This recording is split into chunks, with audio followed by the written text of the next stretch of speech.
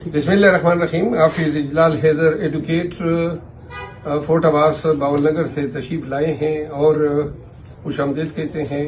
बावल नगर में फोर्ट अब्बास में इंशाल्लाह हम कन्वेंशन के सिलसिले में जलसों के लिए आएंगे और बावल नगर में जो कबाइल आबाद हैं वो बेसिकली हम उनको पठान कबाइल ही समझते हैं। जट कबाइल है या आराई हैं या खोकर हैं, बड़े गैरती कबाइल हैं और इनकी तो बहुत तारीख है। अगर मैंने तारीख में पढ़ी है तो खोकर और जाट जो हैं इनकी तो लड़ाइयों की, झगड़ों की और फतुआत की बड़ी तारीख है। तो इंशाल्लाह ये जो छोटी सी जो लड़ाई हम लड़ रहे हैं और वो कौम की आज़ादी की लड़ाई है और इसके लिए सिर्फ इतनी हिम्मत दरकार है कि पुलिस की FIRओं से और लाठियों से डरना नहीं है।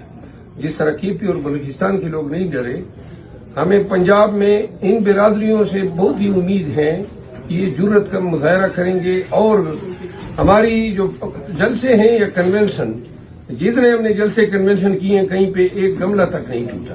तो लिहाजा पुरअमन हमारे प्रोग्राम है, हमारा हक है आईनी और कानूनी। इस हक को एक्सरसाइज करने के लिए हम जलसों के लिए आपके पास आ रहे हैं। जिस तरह खान साहब कहते हैं कि डरना नहीं, तो लिहाजा अब तो डर खौफ जो है उसको तो हम मलिया मेट कर चुके हैं।